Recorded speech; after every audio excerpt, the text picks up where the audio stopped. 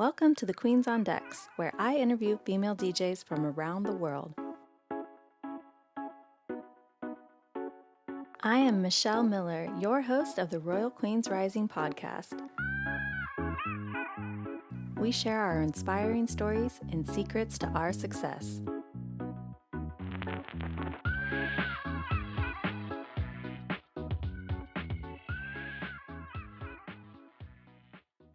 Hi, welcome to the Royal Queens Rising podcast. I'm your host, Michelle Miller, DJ RunDat. Today I have Amira Alvarez. Hi. Hey there, how are you? I'm good. How are you? I'm fantastic. Super excited to be here. Yay! So you are the founder and CEO of The Unstoppable Woman, a global coaching company where you help entrepreneurs, empire builders, and rising stars in all fields achieve their goals and dreams faster than they never believed possible. So I think that it's so perfect that you're on the show and that we get to connect and get to learn more about you. I'm super excited to be here. It's going to be fun. Yeah. So, tell us a little bit about how did you get into this work? How did you get into coaching? So initially I was running a completely different business over a decade ago, and I needed to learn how to run a business. So I went out and studied marketing, sales, building a business, all of those things, because I realized very early on that it was a big fat lie that if you build it, they will come. You have to do things. And yes, you can manifest and attract and be a magnet to wonderful things, but it goes quicker if you put certain causes into effect. And I had to figure out what those were. So I started going to seminars and events and things like that. And I entered this world of coaching that I didn't understand or know, but I was learning so much from to help me build my own business. And then a life event happened where we sold the business, sold the house. Actually, didn't sell the business, closed the business, sold the house, and moved across the country. And I had this opportunity to start my own business or do what I was doing before, start a new business or do what I was doing before. And I really dropped in and triangulated what I loved to do.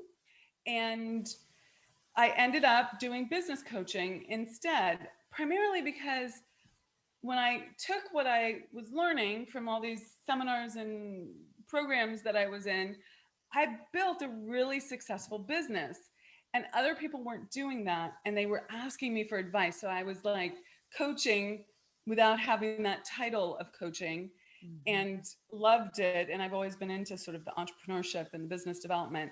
So that's the initial part of it. Yeah. But then something happened later that I can tell you about if you like. Okay, yeah. So I feel like I was kind of born with it a little bit. Like I love business. I love talking about money, which we will get into.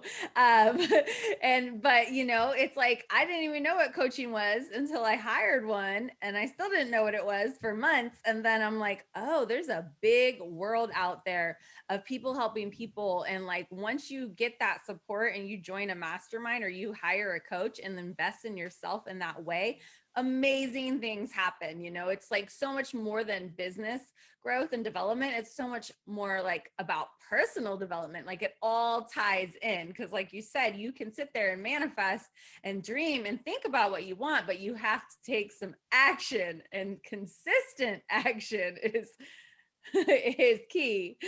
So I'm curious, what do you think success is truly based on?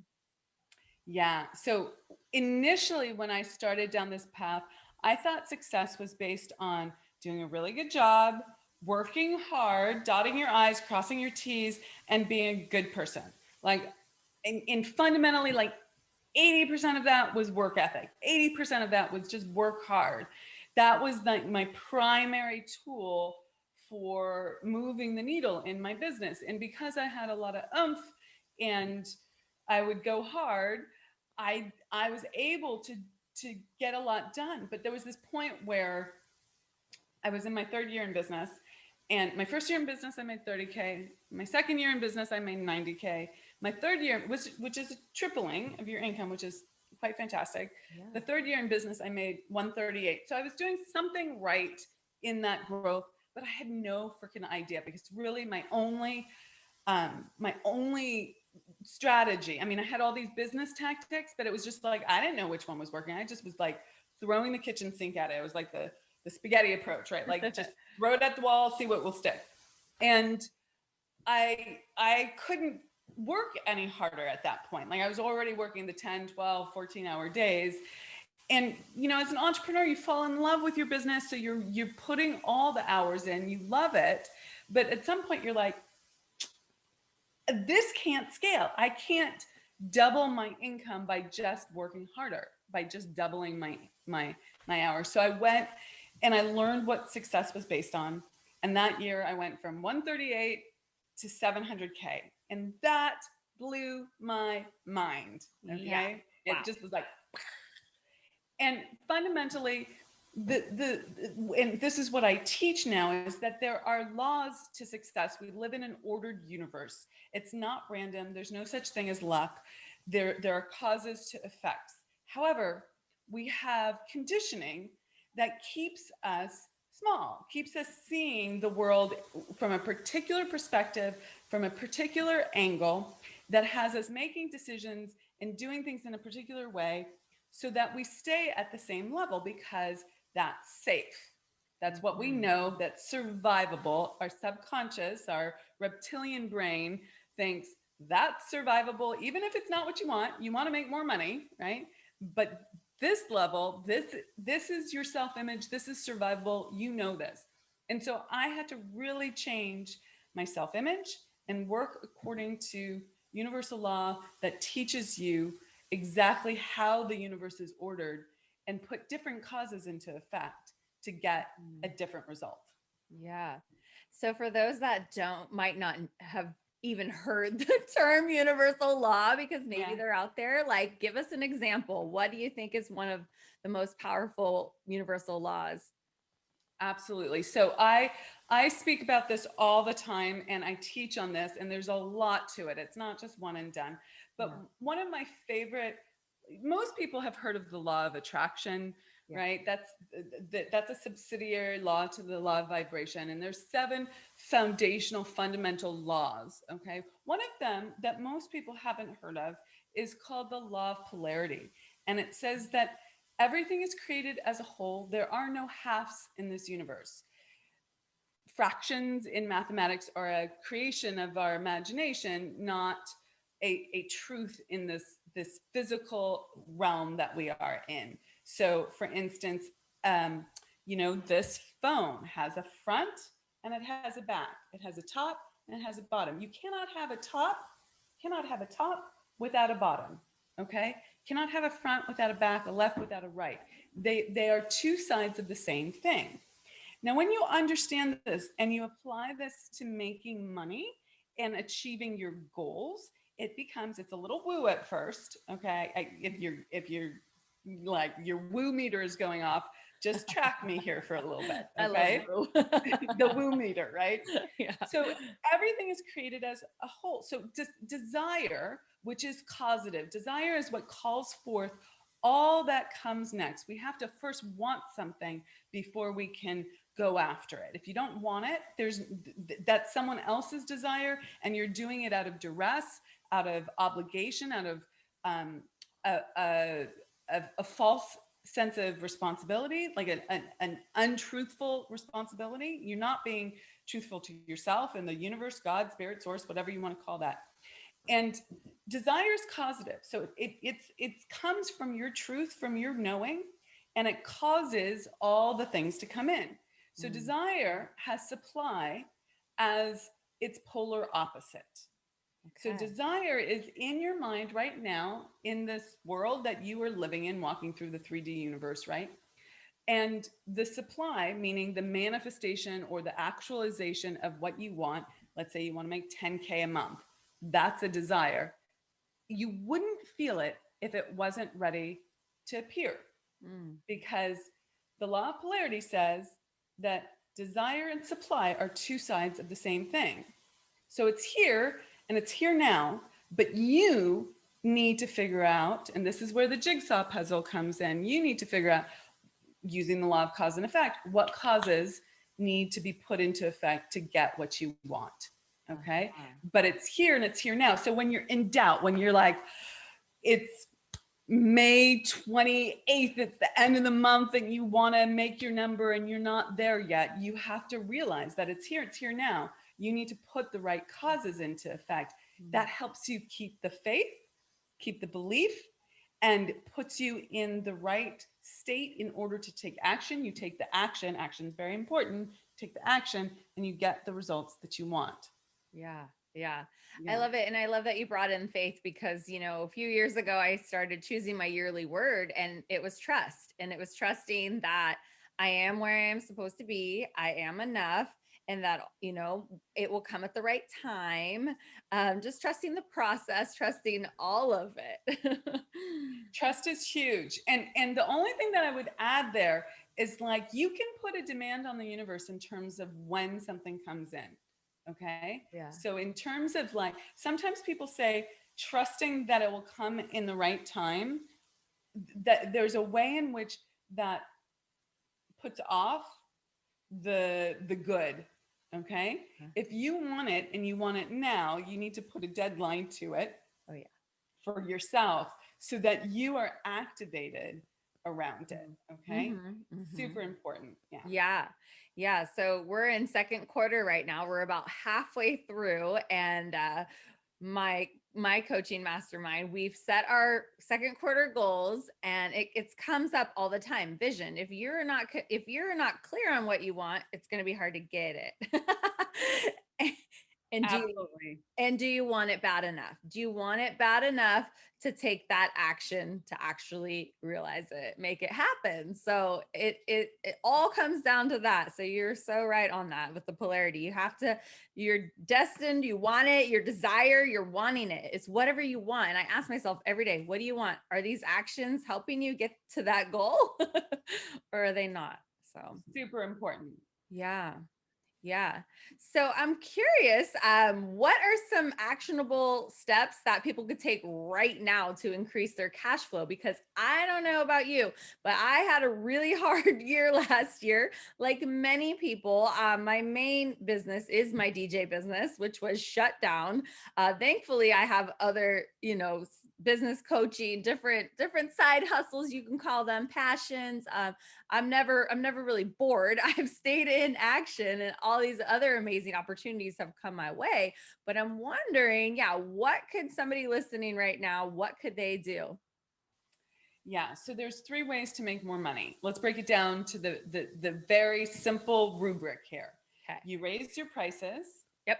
You sell more what you already sell. So sell more widgets, right? Yeah. Okay. Or you add a new channel of income.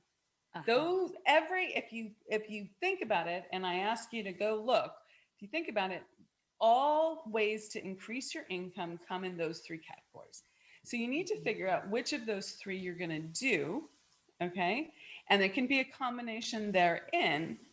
And then you put that into to action. Now, most people go, well, I'm too scared to raise my prices, so I'm going to avoid that. Don't avoid it. Okay. It's perfectly fine. You need to raise your self-worth. At the same time, you need to see yourself as worthy of that additional income. And that's an identity piece. That's a self-image piece. That's all about changing what's happening in your subconscious about who you see yourself as, so you're able to go ahead and do that. Okay. But for you, last year, it would have been new channel of income. Okay. And maybe more widgets. Like I would have activated around sales, right? I would have encouraged you to do a new channel of income or focus on the second channel of income and increase your units, if you will. Like, I don't think of people as units, but like how many sales you're making, you know? And that requires, like, it sounds, so making money is mathematically easy. Like it's not complicated. What's complicated are the stories that you're telling yourself about why you can't do it. Okay. That's what makes it hard. That's what makes it challenging. That's where the resistance comes in, but you need to do it. You need to do it anyway. Yeah. Yeah. Yeah, no, I agree. The raising your prices, definitely. I've been doing that. And I think that as for DJs, we should be, because we're actually, there's more of a risk to go out and play. But I've also been told that's the way you uh, prevent burnout. Obviously, like, work less, get paid more. I don't know, sounds good, but it's not always that easy. So um it actually is, but it requires that you change the inside. Okay. yeah. And let me tell you about the law of compensation. The Okay. law of compensation says you will be compensated according to the need for what you do, your ability to do it, and the difficulty in replacing you. Mm. So is there a need for what you do? So last year the need kind of went away a little bit. Okay, like the wedding DJ business was like, or the party DJ business probably was like, no one's meeting. It went away, though you may have been able to do, virtual parties or something like that. But that is there a need for what you do? How good are you at doing it? Okay, so one of the things about raising your prices is that it calls you to the next level. In order to be compensated at that new price point, that new investment level, you have to raise your game. How are you going to do that? Like, you have to become bigger than your present place. Okay, you have to become more to command more. And then in terms of the difficulty in replacing you, you need to own your uniqueness. It Mhm. needs to be like, they want DJ RunDat. Okay, I don't want to work with anyone else. Mhm. Okay, I want her at my party. How do you create that? Okay, and then that's priceless. That doesn't have a top. Yeah, no, absolutely. I love all of that. And that's really aligning with the conversations that have been happening a lot lately, even on the podcast, and just, valuing your worth. I say it all the time to people. And often I have to remind myself and take my own coaching, value Hmm. your worth, your time, all of it. And, you talked about the self image, and that's something that I've actually cared more about in the last couple years, after I had a stylist coach color type me, and she's like, you're a fire and you should be wearing this. Like, I never was wearing cheetah print, and now like I love cheetah print and I'm Yeah. feeling it, And so how does that play, how does what role does your self-image and identity play in breaking through invisible barriers to success? Like, I'm feeling the change, but I want to hear your perspective on it. So it's huge. It is the missing link for people. So fundamentally, we have something called a cybernetic mechanism. So cybernetic mechanism is a mechanism that's either in a machine or in an animal that keeps you organized. Mhm. Okay. So like a thermostat is a cybernetic mechanism. If it's set at 70 and you start going above 70, it's going to come back down. If you start going below 70, it's going to come back up. Okay. Autopilot on an airplane, same thing. It's a cybernetic mechanism. If you start veering to the right, it's going to keep you back on track. If you start veering to the left, it's going to keep you back on track until what? Until you hit your goal. Okay. Mhm. Now, in this case, your self image, which was created, you created it, you made meaning out of this world, you made meaning about the world, others, and yourself. And the meaning you made up about yourself is your self image and your identity. And you created that when you were very young. So if you had an experience when you were young, let's say you asked to buy something and your parents had no money or were in a bad mood that day, and they snapped at you and said, what do you think? Money grows on trees? By the way, it does. Okay. Um, and they get mad at you, and you can't make your parents wrong, because they are the givers of security at that point. They are your mother God and your father God. So you can't turn to them and say, you're wrong. You, like, that's not true. That's not me.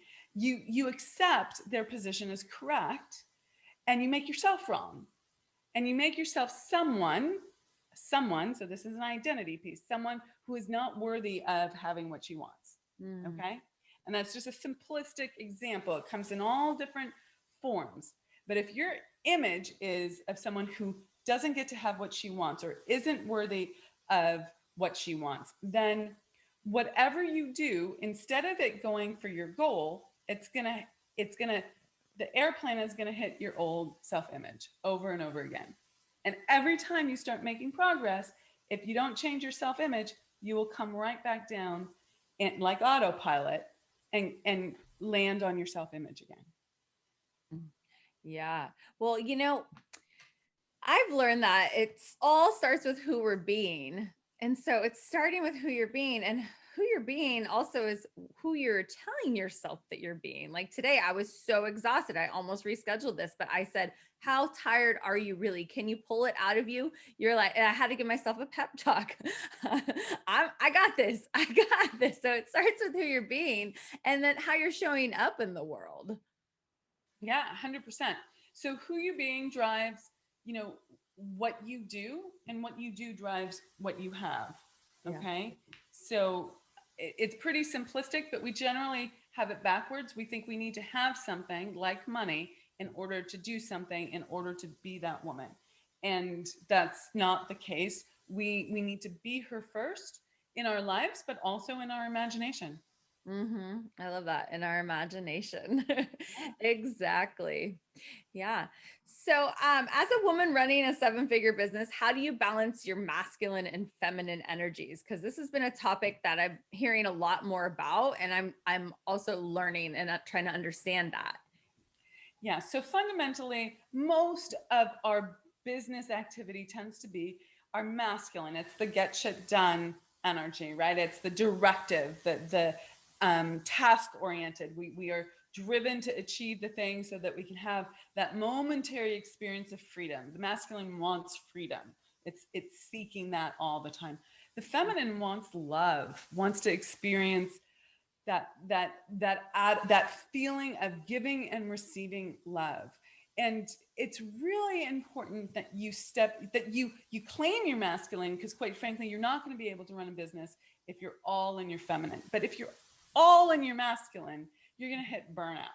Okay. Because as women in particular, like the gender woman with a strong feminine essence, like I'm a very feminine woman with a very strong masculine essence. Okay. So I can forget. In fact, for years, I would forget about my feminine, but you need to nourish it. You need to experience it, open it. And I do that in my business by creating like incredible relationships with people. So within the running of the business, right, there's a whole team that I'm leading.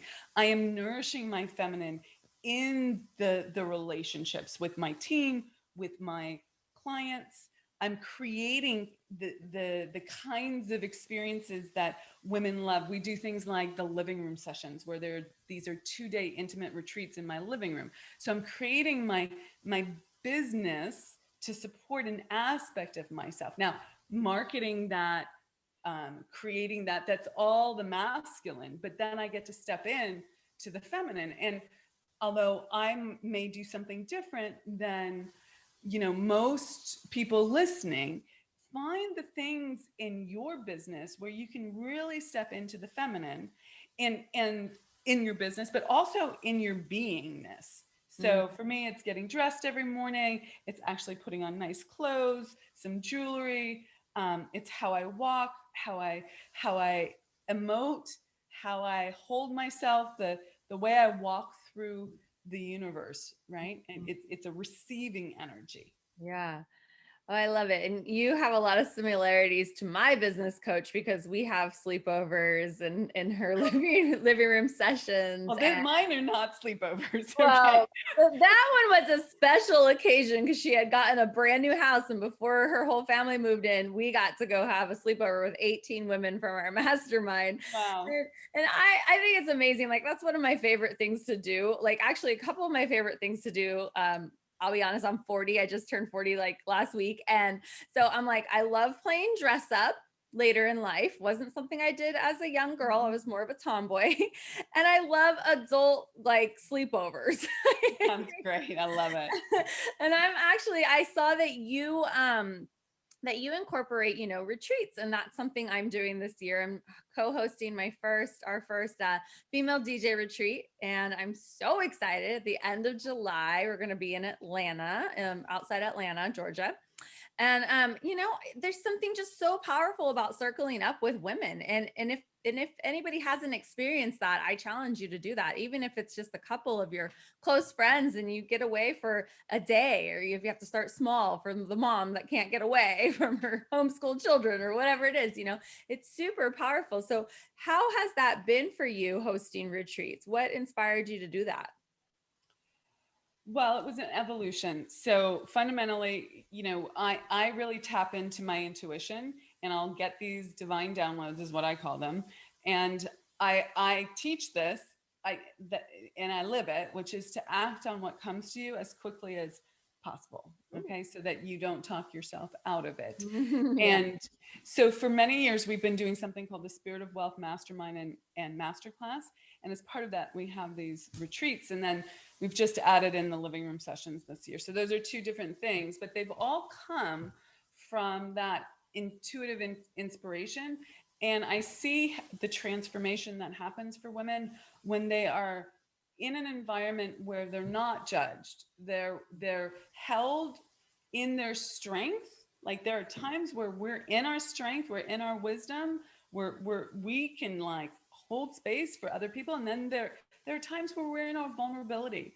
And to be seen as the breath, with the breath that you are, the full expression of who you are, is quite freeing for people, because they're so used to always being on their guard, and quite frankly, other women being a little catty sometimes. And to have the experience of really being connected, it's so nourishing, and it builds, like we started off the beginning of this conversation with, it builds the trust in yourself and in others, and that gives you a lot of foundation with which to move forward with.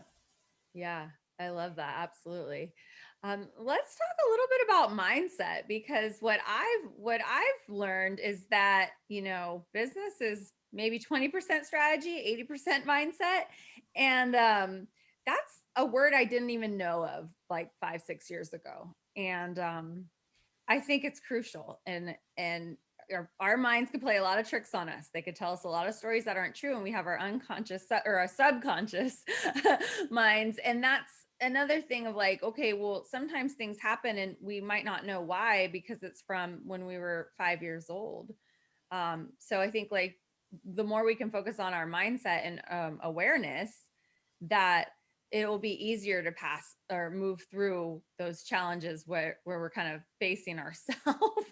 And like you Yeah. said, I love how you said to take action fast when you get that intuitive download. That is a good tip right there. Like, because yeah, the more time you have to think about it, the more time you can change your mind. Yeah. So here's the thing. Spirit, source, the universe, infinite intelligence, whatever you want to call the energy that is speaking through you, to you, through desire. And it's giving you this idea, or you're resonating with this idea. Okay. And if you act on it before you can get in your own way, and it's terrifying, and you think you're doing something crazy or, like risky, but if you just do it and you keep doing it, because you will need to like get some momentum here and traction. Okay. It won't all be rainbows and unicorns. Okay. You will have some struggle, but if you keep that process up, you will realize that the universe is really, it's not just a pat saying, it's here for you. And it's been showing you the whole time, but you've been getting in your own way. So the mindset piece is decide quickly, be a quick decider. That's a huge, huge thing there. But it's also about not trusting your habitual reactions, but looking at it from a law of cause and effect perspective. And are you getting the results that you want based on your current thinking? And generally, you're not. Generally, your current results are based on your previous to current thinking. And you need new thinking to get to new results. Okay, because your thoughts drive your actions. So if you're not getting the results that you want, you have to really look at what you're thinking about every decision that you're making. Mm, yeah. Yeah. Change your thoughts, change your life, they say. It's true. It's no joke. Right. Well, that was good. Yeah. So I'm wondering, like, what has this last year been like for you? You know, without being insensitive to folks who have had big hiccups as a result of COVID and all the follow on from that, it's been a fantastic year for me, Mhm. and it's been a fantastic year for my clients. You know, I would say 98% of them have done better this year than previously, and I think that's a testament to the ability to look at your, you know, have a different perspective in the face of what's happening. Mhm. Because again, it can be a pat thing that people say, but if you live it, it works, which is that there's always an opportunity in whatever challenge there is. So I help my clients really see the opportunities that were right here, right now, concurrent with the struggle, the effed up parts of it, right? And Yeah. again, law of polarity, law of relativity, right? There's two poles to everything. In this moment, are you seeing the opportunity? Or are you seeing the problem? Mhm. Okay. And then the law of relativity, well, those are the two poles. And then the law of relativity says, what's your perspective going to be? What's your relative perspective going to be? And if Right. you can take control of that in how you're thinking, you do better regardless of outside circumstances. Mm-hmm. Yeah, no, absolutely. I agree. Yeah. So what is coming up for you? What's next? Do you have any programs launching?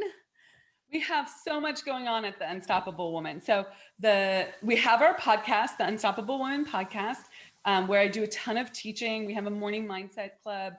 I take people through Think and Grow Rich. There's coaching calls on there. There's all sorts of stuff on the podcast. And we have our free stuff page. So that's the unstoppablewoman.com/free stuff, where you can download the Income Breakthrough Jumpstart. There's all sorts of things that you can find there, free resources. And then fundamentally, right now we have like our big program is the Spirit of Wealth Mastermind and Masterclass. If people are into learning the laws and having that mapped to tangible business strategies, and you want to do it in a community, this is the program to like look into, and you can, you know, have a consult with us and we'll see if it's the right fit for you. But that's our big launch right now. Exciting. Well, I'm definitely going to check out all of it. I'm going to be subscribing to your podcast, and I was listening to some of your videos on your Instagram and I was feeling it. Good. Yeah. So thank you so much for being on the show. I appreciate you being here, and thank you everyone for tuning in. Thank you for having me. This was great. Yay. All right. Bye for now. Go to my website to claim your free gift, a digital copy of my best-selling book, How to Start a DJ Business. www.djrundat.com. Follow me on all social media handles: Facebook, Instagram, Twitter, and Twitch at DJ RunDat. Be sure to subscribe to my YouTube channel. To learn how you can book me or work with me, go to my website or email me at michelle@djrundat.com.